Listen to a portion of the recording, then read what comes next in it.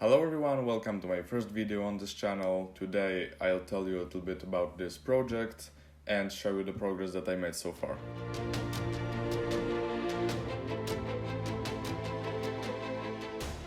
Okay, so the idea standing behind this project is quite simple.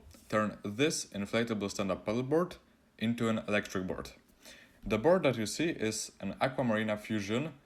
It's 315 centimeters long, 76 centimeters wide, and 15 centimeters thick. It weighs around 8.4 kilograms and has a maximum payload of 130 kilograms. I started this project by designing the propulsion module. And what the propulsion module is, it's basically a motor, a shaft, a few bearings, a propeller, and a housing. And its main purpose is to convert electrical energy coming to the motor into kinetic energy of the water as efficiently as possible. The motor that I decided to use is Emax MT2216.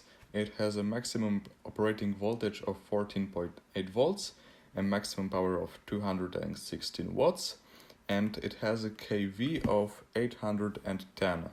And for those people who don't know what kV is, it's basically a ratio of voltage to RPM. And kV of 810 means that for every volt we get 810 RPM. So max RPM for our motor would be 14.8 volts multiplied by 810, and it equals around 12,000 RPM. I chose this motor mainly because I already had it and because of its relatively low kV. And why low kV is an advantage for me? Because most of the boat propellers don't spin as fast as drone propellers, which means lower kV, lower RPM. After choosing the motor, I quickly designed this first version of the propulsion module. As you can see, it consisted of motor, shaft, a bearing to support the shaft, and a housing to keep everything in place. But as you can see, at this point it wasn't completed yet. There was one missing part, the propeller. So, to solve this problem, I downloaded a 3D model of a boat propeller from the internet and scaled it down and modified to fit it into the rest of my design. And I ended up with this design. 60mm in diameter 5-blade propeller. And when everything was designed, I turned on my 3D printer, printed all of the parts, and assembled them into a working module. And at this point I realized that I need some kind of a test stand to be able to test the module's performance and how it behaves in the water. So I attached the load cell to a piece of a chipboard, and on the top I glued a plate of PVC foam, and then on this PVC foam I mounted Arduino Mega, breadboard, potentiometer, motor ESC, and load cell signal amplifier. Okay, so how does it work? The load cell is used to measure the amount of force generated by the propulsion module, and it outputs a signal which is amplified and sent to Arduino Mega, where it's converted into a thrust value.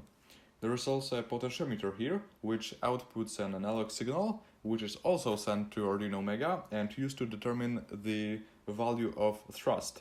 Then, based on the thrust, Arduino generates a PWM signal and sends it into ESC, which controls our motor. This design also has to be partially submerged in water to work properly. So I took a big bucket, filled it up with water, and attached our test stand to it. And at this point I only had to write a simple code for Arduino to be able to use this test stand. So I did. And yeah, there's one more important thing. When Arduino is working, it's streaming data to computer, and this software called Telemetry Viewer is turning this data into these nice looking graphs. When I started testing, two major problems showed up. First one was water spinning in the same direction as propeller, which created vortex in the bucket and allowed some air to get into contact with the propeller. I solved this problem simply by adding these sort of fins to the bucket, and they worked pretty well. The second problem was with the motor. During the tests, revs were a little bit unstable and motor stopped working for a very short time, a few times. So to see if everything is okay with the motor, I disassembled the module and this happened. I tried resoldering this cable and it partially solved the problem, but I decided to buy a new one.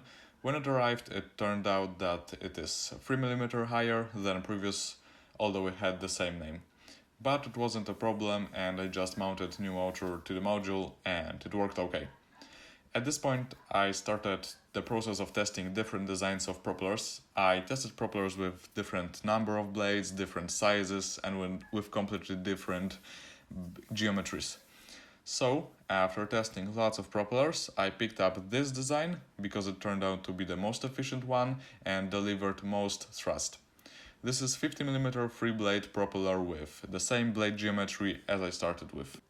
As you can see, this propeller generated on its own 600 grams of thrust, and it's okay, but I wanted to increase it even more. So I tried adding duct to this propeller to improve its efficiency. If you don't know what duct is, in this case it's basically a tube around the propeller and it is there to reduce tip vortex created by the propeller. And it has some more functions. If you want to know more about it, there is a link in the video description to video about it and to Wikipedia page. But there was one problem with this module. Propeller vibrations were too high. We want to get as small as possible gap between the propeller and the duct. But to achieve this small gap, we need a propeller with very small vibrations. So, to reduce vibrations, I had to add second bearing to the module, and to do it I had to redesign the whole housing. I also redesigned the shaft to be able to print it as one piece to reduce any misalignments, and after printing everything I tested it and vibrations were acceptable. So I started designing duct. And apart from duct, I also designed these fins which are supposed to turn some of the rotational velocity of the water, which is waste of energy in this case, into linear velocity which we want. And this cool looking geometry at the end of the duct which looks a little bit like these chevron nozzles on turbofan engines. After printing everything and gluing everything together, I tested whole module again and success! It reached 700 grams of thrust. And that's it for this episode. Hope you enjoyed and see you in the next video.